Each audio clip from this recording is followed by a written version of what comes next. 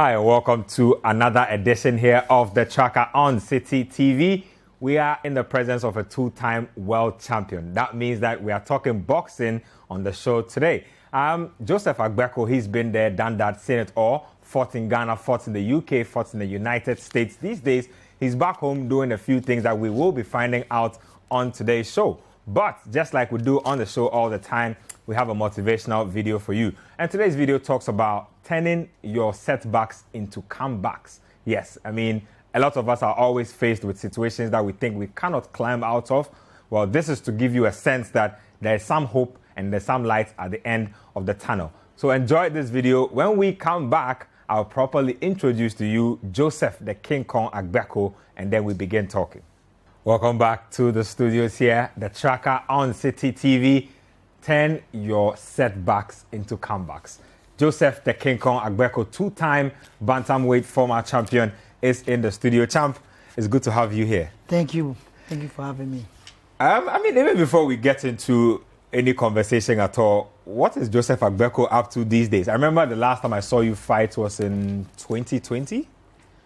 Was it 2020 or 2021? I think 2021. Yes, 2021. What have you been up to? I mean, what does a former champion do when he's not too busy with the grind of everyday boxing? I would say I keep training. Mm-hmm.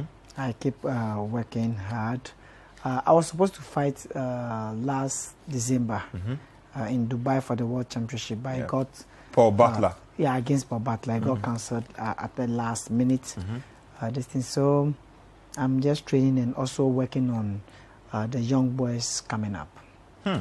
We'll get to that Paul Butler incident in a bit, but let's start from where we always like to start from here on the tracker, and that's to tell us about the young Joseph Agbeco, the kid Joseph Agbeco. First of all, when I hear your name, I'm like, okay, Joseph Agbeco must be Voltairean, but I've seen you on countless occasions. You speak very fluent Ghana.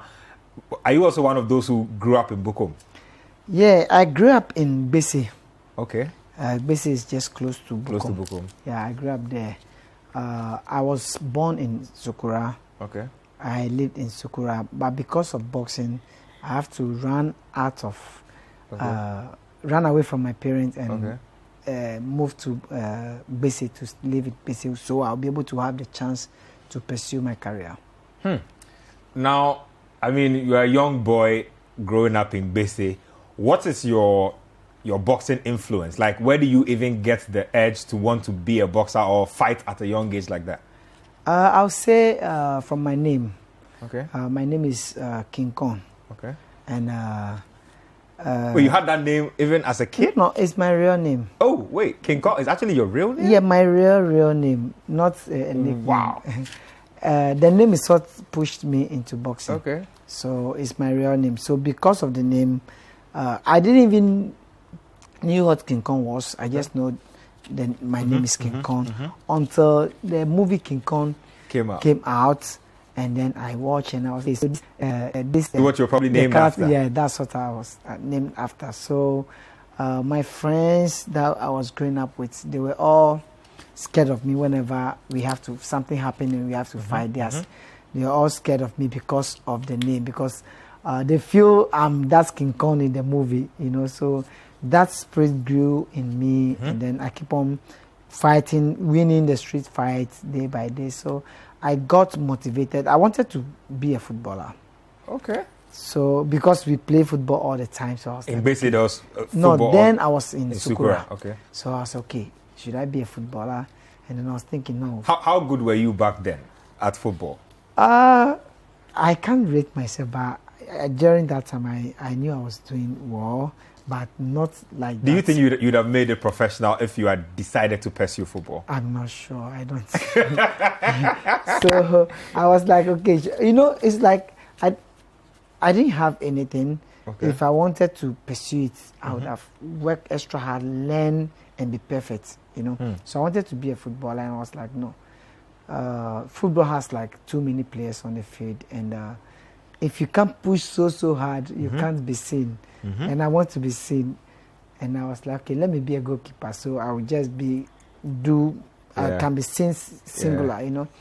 But Along the way, I said, no, let me go into boxing because I used to watch Azuma Nelson a lot.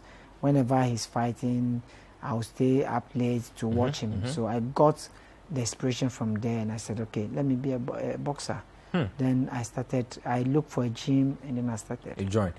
Let's even slow down a little, right? So at this time where you are trying to find your way as a young man in terms of what talent works for you best, how old are you, and what is the role your parents are playing in your life at this point? Are they pushing you to go and pursue your passion? Are they trying to push you into school? What exactly is the relationship between you, your talent pursuing, and your parents at this time?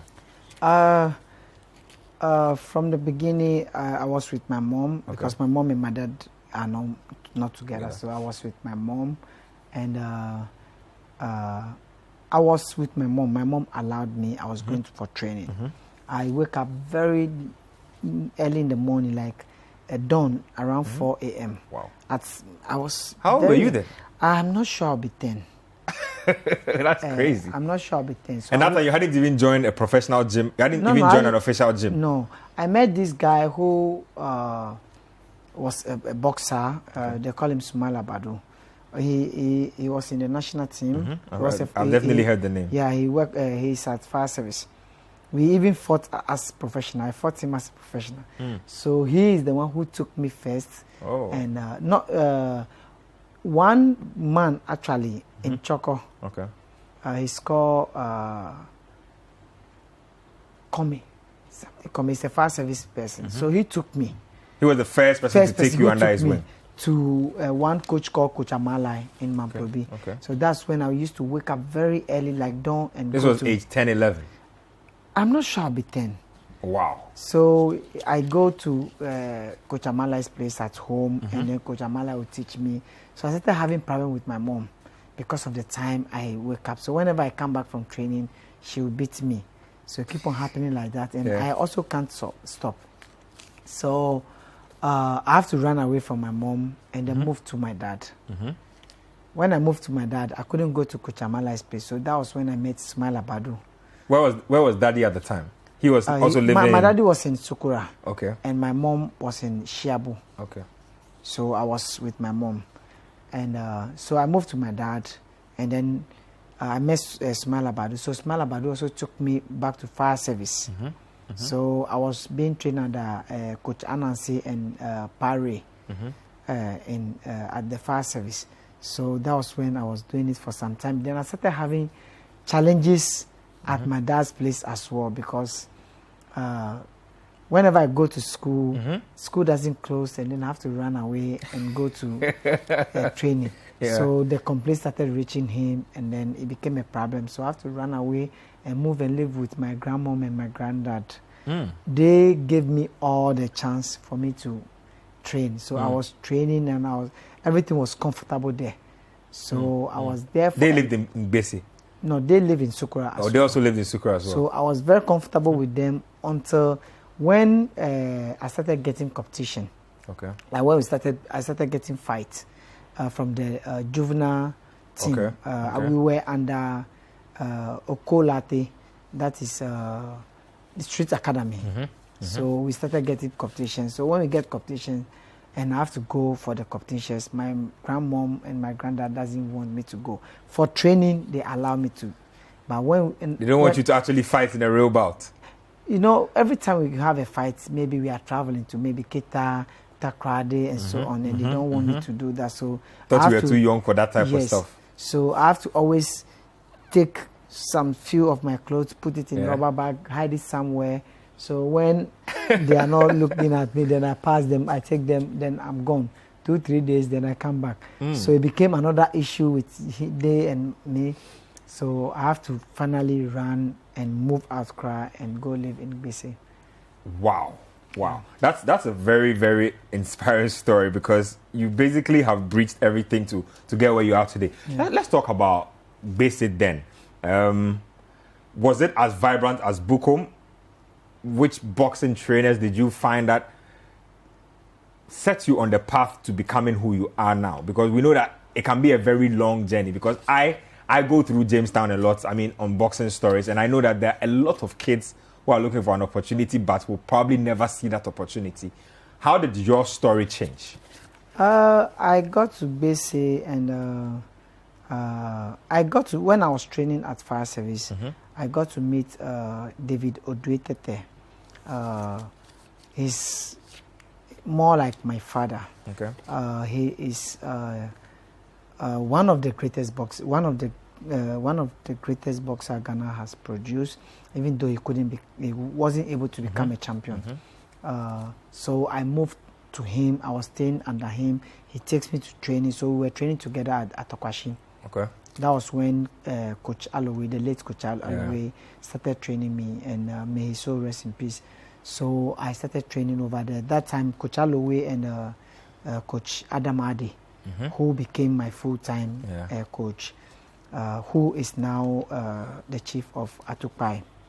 So I was training there. I was under Basic Tyson for a long time, and that became my permanent home for a very long time.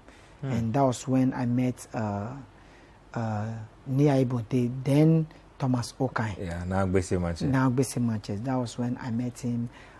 He's an elder person in the area who is trying his best to help every young guy there. So he took me on. He took me like a son, and he started building me from the amateur level until I got to professional, and then he picked me from the professional to the highest level of my professional career. That's brilliant. Let's just begin to dive into the professional realms a little, because I realized that your first bout outside Ghana was in the UK. I don't know if that's true. I mean, not Africa, but outside of the continent was in the UK. Tell me about that. I mean, how was that facilitated? Tell me about your opponent. What was the fight experience like for somebody who had been fighting all the time in Ghana? It was a very tough one. I fought someone, I think something Saben or something from Romania or something. We fought in the UK. I think I stopped him at the fourth round or something. And you know, the UK crowd is like calm, quiet. They are not that lively like the US or like Ghana, you know.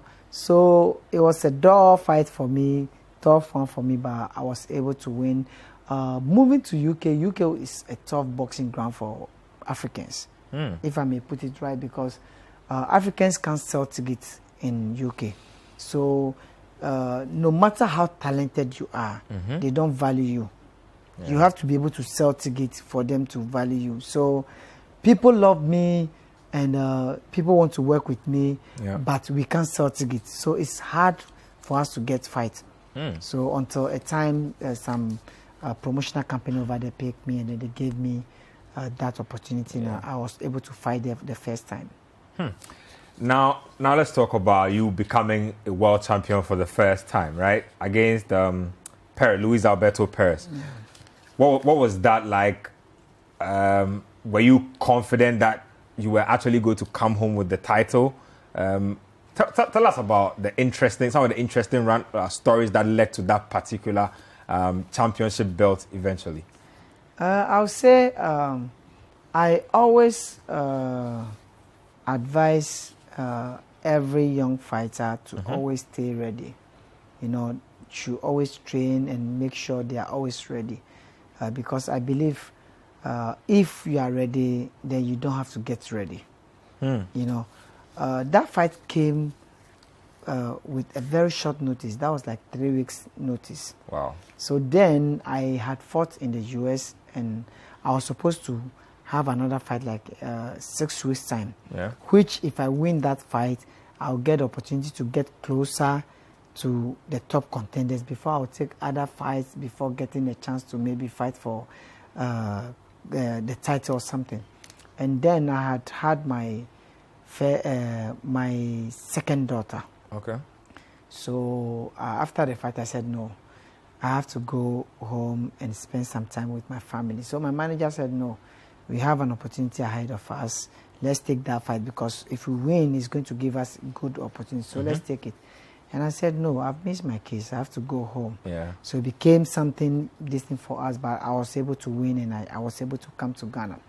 I had a fight and I won, so I came to Ghana. But during that time, I had a problem, Okay. which put me away from a lot of fun. Because as an athlete, you have to stay away from alcohol. You have to stay away from smoking. You have to stay away from sex, you know. And the problem I was having actually put me away from all of these 3 things. So when I came back, because after fights, as a boxer, you're going to reduce your weight. After you have to stay away from all those things. So whenever we finish fighting, at least we take a week or 2 to enjoy a little bit of the like life stuffs.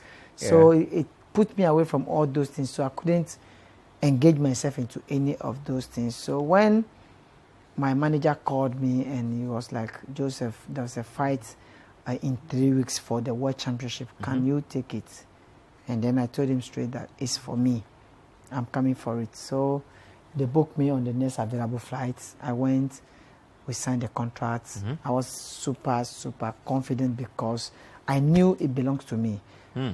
From all the things that led to that fight, I knew it belongs to me. So we went during the weigh-in. I told my opponent, the title is for me. I'm taking it home. I was very confident, and I went in and I grabbed it. You held the title for 2 years. If I look at recent champions from Ghana and how little time they've held like their crown, it's a little more significant now. But let's talk about again some of the politics that you had to navigate as a boxer then. I mean, Don King was your promoter, there was your manager, was your promoter. You had some issues with him, but even before that, tell us about how you came into contact with Don King, what your relationship was like, the high points and then the eventual lows that led to your fallout. What was that like? I got signed by Don King because of that particular fight. The Louis Agbeco fight, because Don King is the master of the game. Whenever he's putting you in against his own fighter and he sees you as a dangerous fighter, he makes sure he signs you. So that in case you beat his fighter, he will know he still have the belt on his side. You know, so we got signed that time before the fight, and we fought and we won. So automatically we belong to Don King Production. And Don King is a very nice person, very, very, very nice person. Out of business, he's a very nice person. He's one person that whenever I get to the office, whenever I get to Don King's office, I don't enjoy it. And he doesn't enjoy it either.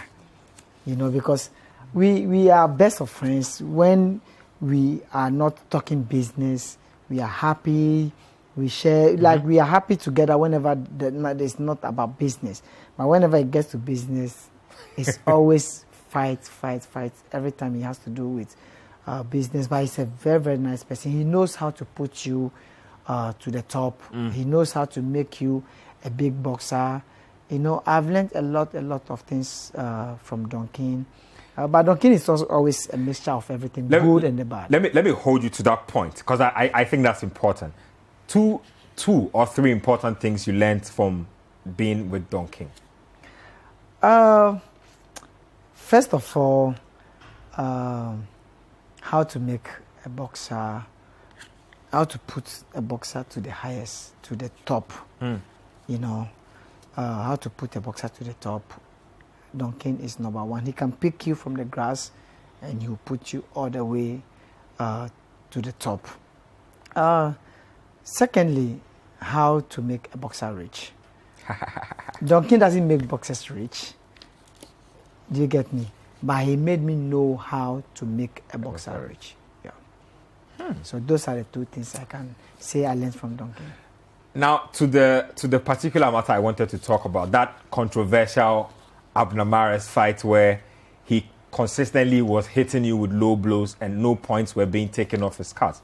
Eventually, you secured a rematch and lost the rematch as well.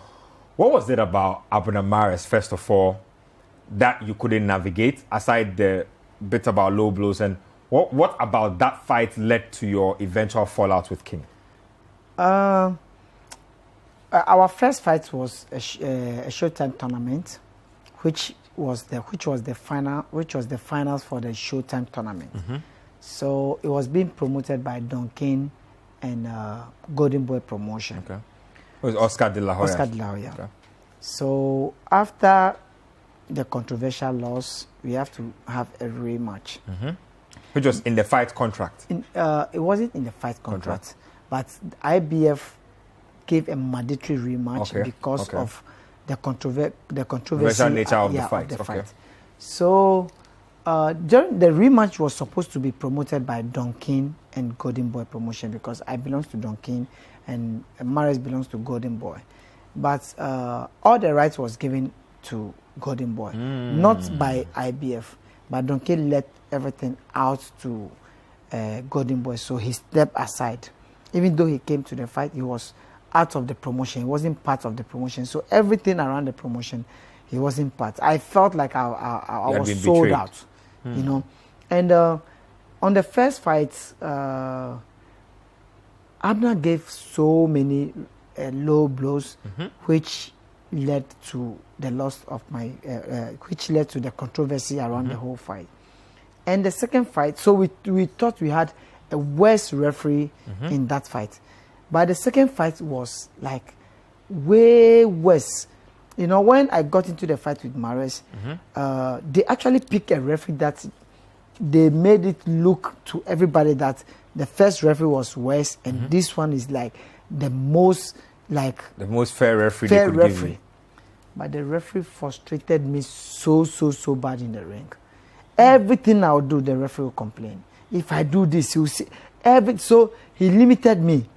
You know, the referee limited me from a lot of things. I couldn't do a lot because every little thing, and the way he warned me, you can see from his face or his eye that he hate. Like the way he warned me or he would talk to me. You could tell that the referee was not in your corner. So I was scared that if I don't take time and I do something, he could disqualify me or something. So he limited everything I was doing, and I wasn't able to really express my distance. Yeah. Wow. Let's just take a quick break here. When we come back, I want to ask you a few questions, just a few personal questions on your career, about perhaps the most difficult opponents you fought, the best arenas you fought in, and stuff like that. And then we'll talk about the Ghana boxing industry itself in general. So hold your thoughts there.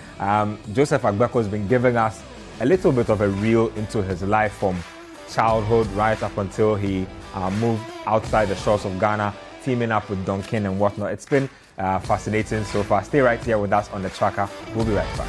Welcome back to The Tracker here on Citi TV. We are talking to two-time former bantamweight champion Joseph the King Kong Agbeko, and we are finding out on the show today that King Kong is actually his name. Yeah, I'm sure you didn't know that. Yes, Joe. Let's talk a little bit about what's happened a lot more recently. You've been unhappy with the sanctioning bodies. I don't know if the WBO. Yeah, the WBO. Yeah. Yes. They some way somehow connived not to let your fight with Paul Butler happen. What's your issue with the WBO? I would say I've worked with the IBF for a very long time. And, that's where you won your belts. Yeah, your belts were with the IBF. Yeah, and I must say, IBF doesn't play with their rules and regulation. Okay. They don't play. If for you to see like a credible champion, if you hold an IBF title for 5 years, that means you are so good. Because IBF doesn't play with their mandatory. You know, you can be a number one contender to a WBC champion or other sanctioning body. And sometimes they can beat and someone else from number 2 or number 5 or something will fight the champion. But with IBF, if you are the mandatory, no matter how, the champion has to fight you. You know, sometimes, like let's say Floyd Mayweather. Yeah. Mayweather fights the most money. Yeah. So if let's say he has a title and maybe you are from Africa, you have to fight him. And African fighter fighting Mayweather, he wouldn't be able to make the money he wants to make because Africans doesn't buy tickets. You know, so you can turn around and look for some Spanish or American fighter who can bring you more money and fight that person. But with the IBF, they make sure that if you are the mandatory, unless the champion leave the title for you to fight someone else, otherwise he has to fight you. I've been at number 1 with the WBO for about 2-3 times, which I was supposed to get the opportunity. But they don't give it to me. I'm not young. Do you get me? If I work hard for something, give it to me. They don't give it to me. They will play around you, and then they move you to number 2 or number 3. Then they allow the other one at number 1 to fight for the championship. And then the next minute, you struggle your way to the top again. Struggling your way to the top does not come just free. Your management has to spend money to promote fights for you before you get there again. So investing into them, and then they don't give you what you deserve is really bad. And it didn't happen once, but it happened like 2-3 times. And me being at number 1, I was at number 1, which I was supposed to fight the champion or fight for final eliminator. They weren't giving me the chance. And then the number 2, when I was going to fight number 2, who is Sport Battler, for the mandatory sport, the number 2 had we supposed to have like 60% power, you know, but the number 2 had like the whole total power. They promoting the fight and everything and deciding on the date without our notice. And they called us for like 3 weeks notice for us to go and fight Sport Battler for the championship. And it doesn't take that was during COVID time, and we are still in COVID time though. And preparation for visas and stuff, they take time. I have to prepare myself physically. I'm not a small boy who can wake up 2 days and say I'm going to fight because I'm physically strong. I've grown to some level. I have to train gradually, check my diet, check my vitamins and stuff before you need at least 10 weeks to prepare for a fight. And reading their story, the opponent got like 12 weeks training for a fight, which they called me for less than 3 weeks or 3 weeks notice for a fight. So we couldn't take the fights. We went in to get our visas and everything because I was ready to fight. No matter what, I said, no, let me take the risk. I will surprise them. But even when the fight was happening, on the day the fight was happening, we hadn't even gotten any notification from the British embassy that they have even received our documents at their embassy. Wow. You know, meaning we can't make it up to the fight. And we were supposed to have that upper hand. So then Paul Battler was able to fight on that day. And then he got points, and then he went up, and then he took the number 1 position from me. And these are some of the politics in the game. You know, boxing, during the time of the boxing professor, Zuzum Nelson, I think boxing was like more credible, more transparent, more tougher than now. You know, because then it was like 2 titles, like WBA and WBC. Or the sanctioning bodies were into a lot. WBC and IBF or something. And top fighters were fighting top fighters. But now our time, people playing a lot of games around the sport so they can win. They always want to play a game to favor them to win. So the fight was, so they gave me 3 weeks notice. We couldn't take the fight.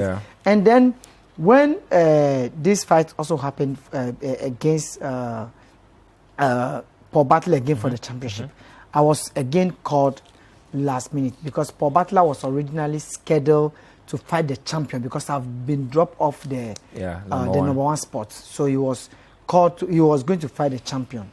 So I was a standby for him. So when the champion couldn't make it, I stepped in to fight him for the interim championship. And then I think when we got to Dubai, when we got to the weigh-in, our body language, our attitude, when they look at me, you know, when they look at me, they realize that I didn't look like someone who wasn't training. I look really fit. And we were having a lot of misunderstanding stuff with them, and they realized that these people didn't come here to lose. They actually came to win. So after the win, we started talking about if we don't take time, these guys are going to step out, they're going to pull out of the fight, because we could see from their faces that they don't feel all right. Even when we were doing the signing of the gloves, because before a fight, you have to sign for the gloves so that you know the gloves you are wearing on the fight night. So when we were signing the gloves, they were seated with the WBO. Yeah. When we were going to sign for gloves, WBO was not supposed, if they are there, they're supposed to be there to officiate the signing of, but they were seated with the WBO officials. We don't know what they were talking about. We were serious because we know we have a fight, and we are ready. We were ready, and I actually wanted to make a history on that day. I actually believe that day was meant for me to at least win a world title for at least the last time, because that day actually marked, I think, the 11th year when 11th or 10th year when I won a title. So I knew that day. It was a special occasion. It was a special day for me, so I knew I was going to get it. So we signed gloves, we did everything. I took off my whole hair off my face, my everything, because I wanted to have a new look in the ring that day so I can perform my magic, you know. And then after I finished taking off everything off my face and my this thing, and then we got a call. That was like 2-3 hours before the fight. We had packed everything ready to move out of the hotel to the arena. Boom. Then they said the fight is off. What's the reason? We were going to fight for the final, for the interim. And if you fight for the interim, after 10 days, the interim champion becomes the full champion, because the champion got sick a day before the fight. So he had a medical report. So the WBO will take 10 days to examine his report, and then they can make a decision. So if the decision goes against him, then the interim champion is going to be the full champion. If he doesn't go against him, then the interim champion is going to fight him for the full title. So that is the same thing. And he said he signed for a world championship. He didn't sign for interim, so he's not going to take the fight. But we know that because they were scared, they didn't want to. They didn't want. We actually got infos from that was the reason why they didn't want to take the fight. So we let it go, and after that fight, I started talking to myself. I just felt like maybe God is talking to me. Because I was supposed to have some. I had some fights at the Accra Sports Stadium. There was a little bit of problem around the fight. The turnout was low. I was going to fight another fight at the Becko Boxing Arena, and there was some misunderstanding between the GBA and myself and so on. That fight that we put a lot of money into the fight got cancelled. I was going to take another fight, and then I got some injury. Like a lot happened in that time. So I started. I'm a bit spiritual person. So I start having a feeling that maybe God is telling me something. You know, 2-3 hours to a fight, and then the fight will get cancelled. It doesn't happen like that. So, were you compensated for that situation? I was treated according to my contract. That's how I'll put it. I was treated according to my contract. You know, so those frustrations, is gradually taking away the passion in me. My passion for fighting in the ring. Those setbacks are taking the passion out of me gradually. And also, I am also not happy with how the boxing fraternity treats me. Maybe they may not see it, but when you say the boxing fraternity, you mean in Ghana, locally? Locally, you know, I am not against anybody. You know, I'm not against anybody, and they may not see that maybe they are treating me unfairly or something. But me being the one in the seat, I don't enjoy how they receive me, how they treat me. This is directly the GBA. The GBA, not directly the GBA. The industry generally. The whole industry, not directly. Can you clarify that for me a little? When you say that you don't like how you're treated, right? What exactly do you mean? How does Joseph Agbeko expect to be treated? I expect to be treated as any of the champions. from Azuma Nelson, the greatest that Africa has ever produced. DK Poison, Iquote, how you treat those people. You know, those people are the people that DK Poison can say that he's also not been treated well. Those people, maybe he will speak for himself. Yeah. You know, those people are people that has put they are put the putting country their on the life, map. Yep. their life on the line to make their country proud. You know, so those things you can't take it away from them. No matter what, either you love them or you don't love them, those things you can't take it away from them. You have to give them that respect. You know, so sometimes you go to some places where you are being treated differently from others. You know, sometimes you go to some places where some are being recognized and some are not being recognized. You know, there was one that actually hurt me recently, but I laugh over it. You know, I was at a fight at the Becko Boxing Arena. Okay. That was for the National Individual Championship, the final. Okay. You know, and I had some of my fighters on the show. They are fighting for the final, so I have to be there. All of them fighting are young fighters that we have to support all of them as a former champion. But I have a higher interest in because you had boxers. Because I had boxers in there, so I showed up myself. I have to support my fighters. I have to be behind them. So everyone around the ring, everyone in the arena can see that Joseph Agbeko is there. You know, and I was surprised. I was really surprised. Our young champ, who initially was actually on my project, our young champ, Samuel Techi. Okay. You know, who made Ghana so proud at the Olympics. Ghana has in the whole sporting industry. They haven't won any medal at the Olympics for a very long time. Yeah. And this boy was able to break that barrier. You know, big kudos to him. He did really well, and I see a superstar in the making in him. I see a big superstar in him. So Techi was there. Techi is living some kind of life that I really love, because whenever he goes to a fight, he tries to hide himself. You know, he try.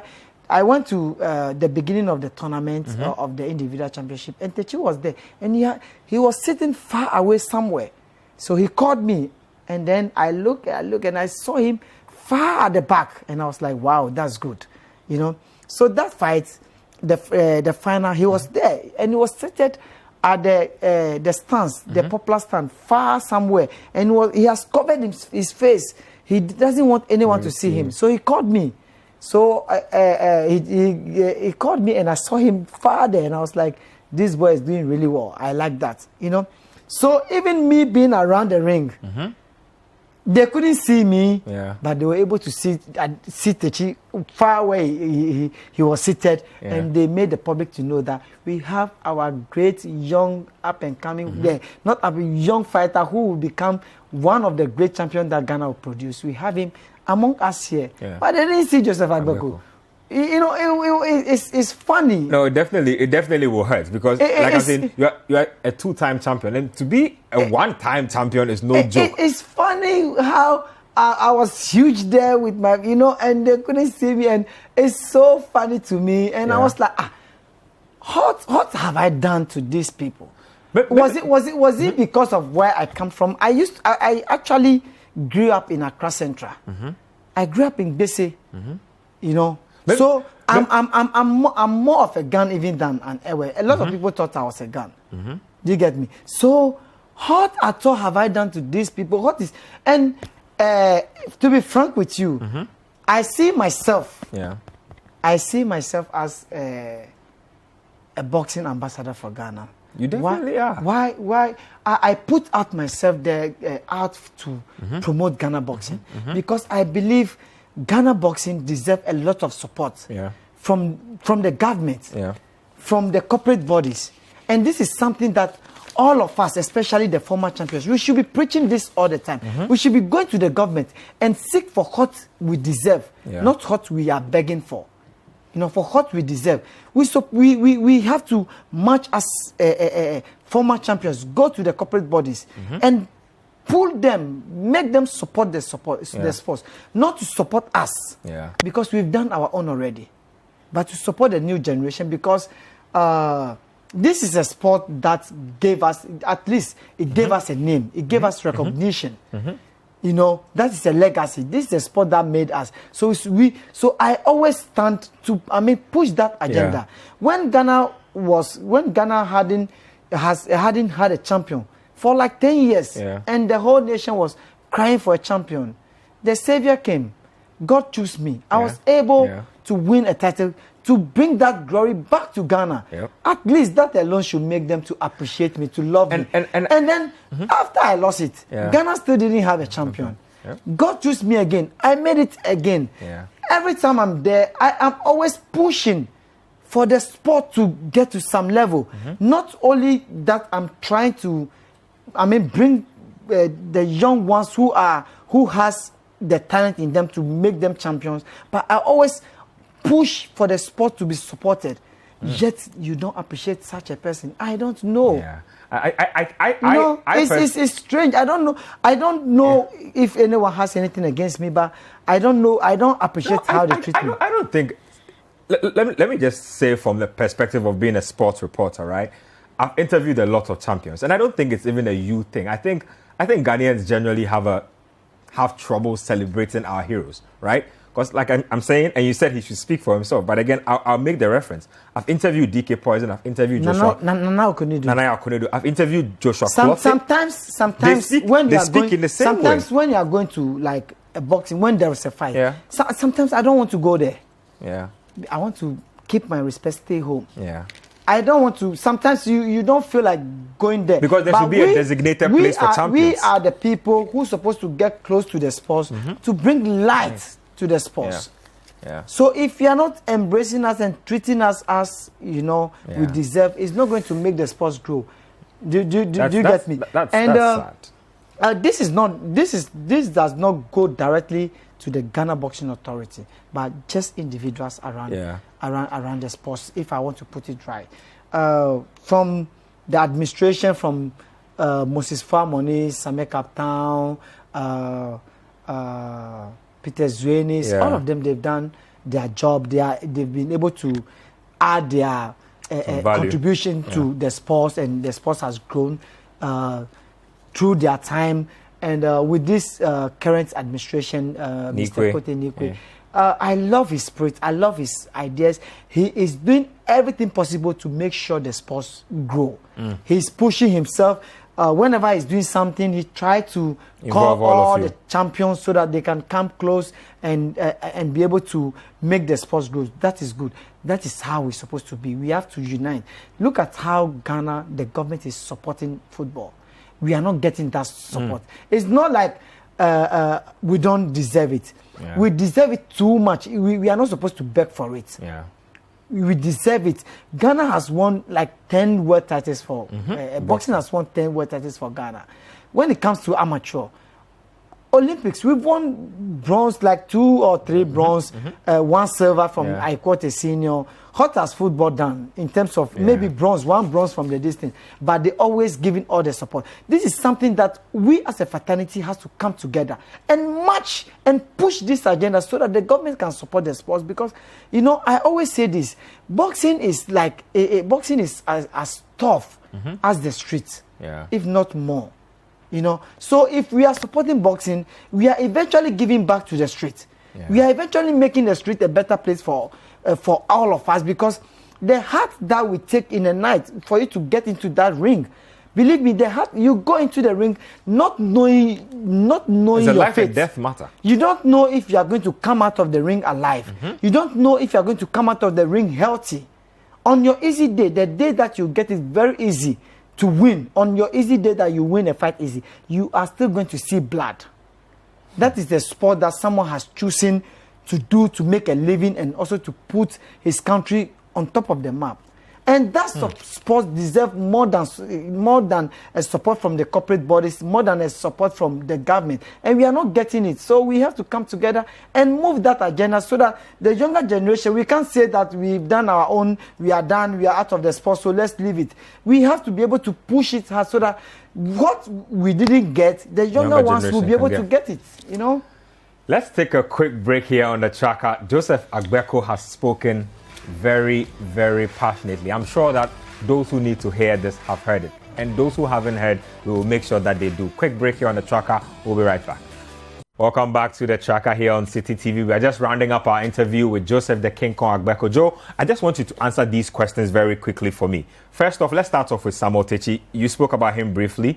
The contention has been about whether he needs to go pro or stay amateur for a bit to hone his skills. What do you think he should do? Samuel Techi doesn't need to stay at amateur. Whatever he needs to do or whatever he needs to achieve at the amateur ranking, I think God has already given it to him. He went to the Olympics, he shined, he got bronze medal. He does no need for him. He could, if he wants to stay at amateur, he could go to African Games and he may lose. And all those things will just go off. So he needs to ride on what he has right now and get to the top. So I don't think he needs anything like amateur. Next, let's talk about the struggles of our current world champions. Isaac Dogbe won a belt, didn't keep it for too long, lost it. Richard Comey didn't keep it for too long, lost it. From where you've been watching, your couch, wherever it is, you've been watching those bouts from, why do you think our recent champions are struggling? How do I put it?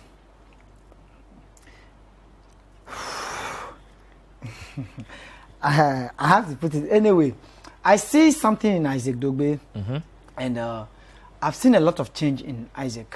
Okay. A lot of maturity in Isaac, and I believe if Isaac gets the chance again, he will make it. He'll become a world champion again. Yes, the boy is hungry right now. He's learning a lot.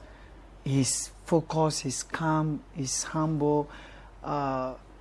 If you can see it in him, if he get the chance again, he's going to win it. I haven't watched Richard Comey closely for some time now, so I can't say anything about that, you know. But one thing I'll always tell our young up and coming fighters is that, you know, God chooses people. Many are called, few are chosen. God chooses people, and I feel I'm not done with boxing yet because I haven't announced my retirement, so I'm still among the current fighters. I'm still among the at the highest stage in the world ranking, so I'm not done yet. We as people in the boxing industry, like the boxers who want to become champions, we should learn to love and respect the great ones who opened the door for us. Without DK Poison, without Azuma Nelson, we wouldn't have any hope in boxing. Like me, I wouldn't feel like I'll be able to achieve it. If not seeing DK and Azuma Ekwate, them making it, I wouldn't have that hope. But I saw them doing it and I said, yes, my people has done it. I can also do it. So when we pay respect, we pay love, and we give them all the praise that they deserve. Some of the blessings that God gave them, which they are not using it anymore, they will, pour a little bit on you, and you work hard, you train hard and do everything to get there. But once there is God, there is blessing. We need that one. And I feel the younger ones coming, they need to learn that. It's going to take them a long way. Fair. Quick impressions on the professional boxing league that has been launched by the GBA. How do you feel about it? Professional boxing league is always good because it keeps the boys active.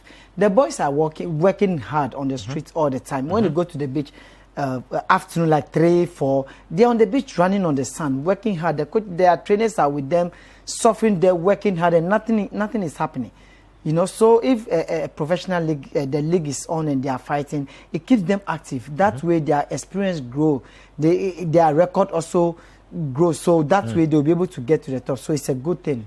Finally, you are being celebrated this weekend. Tell us about that. Celebrating the King Kong Agbeco.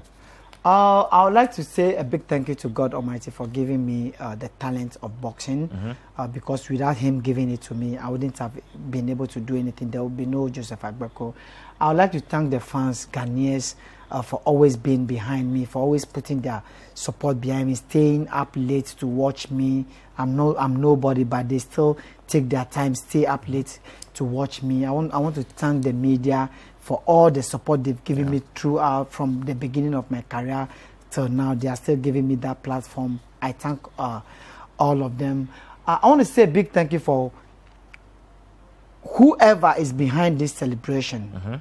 I was being called for the celebration, but I want to say a big thank you to whoever behind this celebration for, recognizing my achievement, recognizing my effort, the sacrifice that I've put into the sport, recognizing it and deciding to celebrate me. You know, it's a big honor to me, and I appreciate that.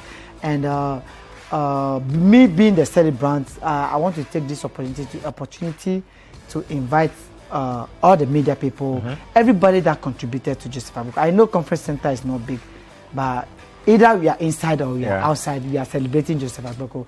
I invite everyone to come, the politicians, the traditional leaders, and the religious leaders. We have to go, unfortunately. But thank you, Ghana. Yeah, thank you very much, Joseph Agbeco, two-time former bantamweight champion, gracing us here on The Tracker. Same time next week, The Tracker will be back on your screens.